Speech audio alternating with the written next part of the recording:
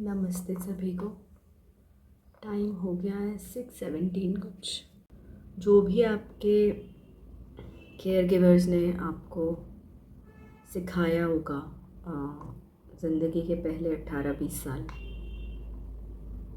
वो ही चीज़ें आप बाकी की पूरी ज़िंदगी ढूंढोगे, और जब ढूंढ लोगे तो ही शांति मिलेगी। जो भी आपके आसपास केयर गिवर्स ने आपको पहले कुछ 18 वर्ष मैं कहूँगी, कि लॉन्ग पीरियड होता है लर्निंग का।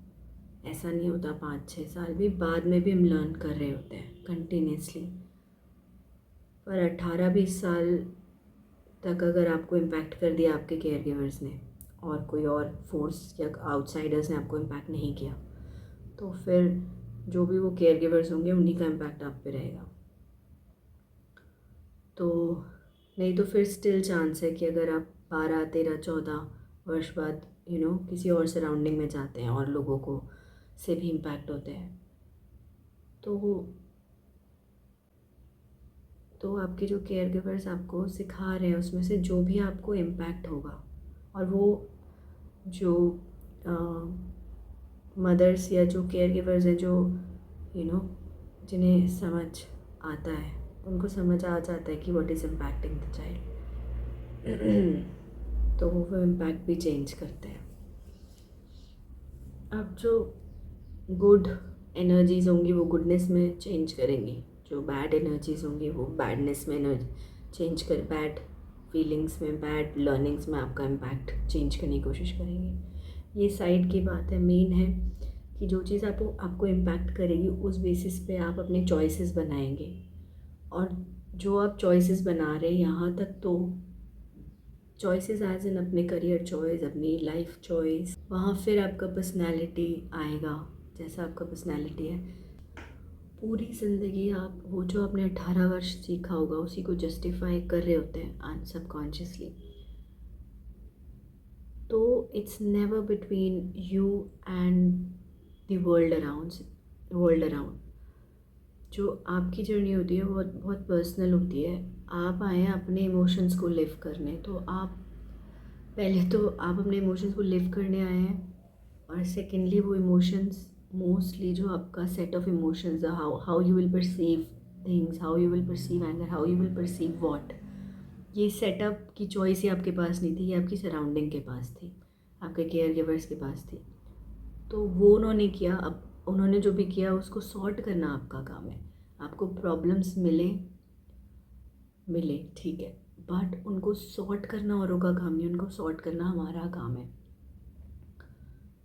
तो अगर, और वो सॉर्टिंग सबसे पहले ऐसे नहीं होती अगर आप खुल के सोच नहीं सकते।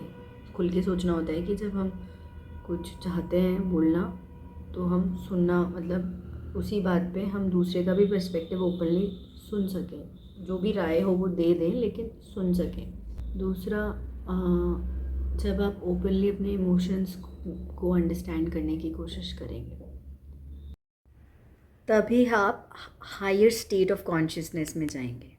If you will not work on your emotions, if you not understand your behaviour, reactions, emotions, responses, तब तक आप हायर स्टेट ऑफ कॉन्शियसनेस में नहीं जा पाएंगे, जब तक सेल्फ पे फोकस नहीं करेंगे कि मैं आउटवर्डली सिचुएशंस में कैसे बिहेव, कैसे फील करता हूँ। So it's always between the universe and you. तो आपको प्रायोरिटाइज सेल्फ करना होगा।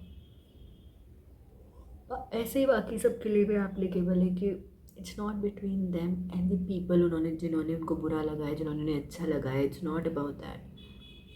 वो they all came to play the part they had to play.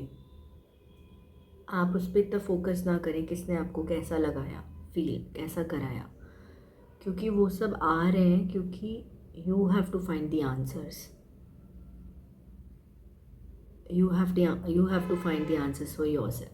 तो आप अपने लिए स्टैंड लें, कार्मिकली एक्शंस में इन्वॉल्व रहें। अगर आपको कोई बुरा लगा रहा है तो आप कार्मिकली, मतलब एक्शंस में तो इन्वॉल्व रहे, आप जो फील कर रहे हैं उसके लिए एक्शन लें। नहीं लेते तो एटलीस्ट अपने को समझें, है ना। You can not put the blame on person. अगर आप ख़ास तौर पे ये ऐसे लोगों के लिए वीडियो है जो मन में ही रखते हैं और जो बस अकेले में ही कुछ कुछ सोचते रहते हैं. They don't discuss with any buddy their emotions, their feelings. उनके पास कोई भी नहीं होता जिससे वो अपने ट्रू इमोशंस या फीलिंग्स एक्सप्रेस करते हैं. एंड आई थिंक आज की डेट में तो मोस्टली लोग ऐसे ही जी रहे हैं. They don't have any one जिनसे वो रियली अपने इमोशन शेयर करते हैं. और इसकी वजह से क्या होता है कि they all of those kind of people who don't share their emotions heart out with any one, any of their friends, family, they develop passive behaviour. और पैसिव बिहेवियर इतना डेवलप हो गया है दैट नाउ जैसे अब एक art learn कर लिया लोगों ने खुद में रहने की.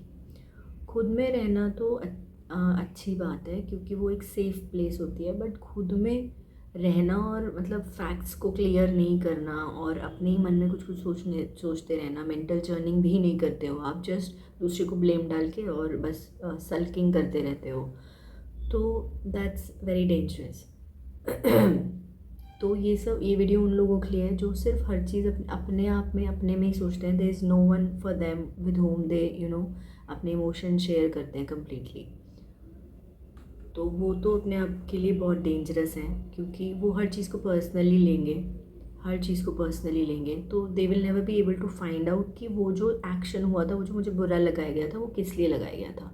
दे विल नेवर अंडरस्टैंड दैट. वो हमेशा सोचेंगे, इंसान तक ही अटक जाएंगे या किसी सिचुएशन तक ही अटक जाएंगे. They will never deep dive कि it was all happened for me to understand something. तो इतना ही कहना है कि पैसिव बिहेवियर्स आप ना सीखें.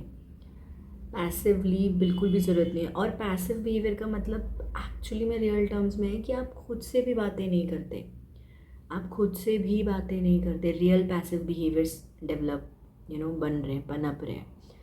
You never even talk. आप अपने आप से भी खुल के बात नहीं करते. वो पैसिव बिहेवियर बहुत डेंजरस है. आप अपने आप को भी खुल के बातें नहीं करते. खुल के बातें करना एक तरीके से होता है कि भैया डेप्थ में टॉक करना खुद से.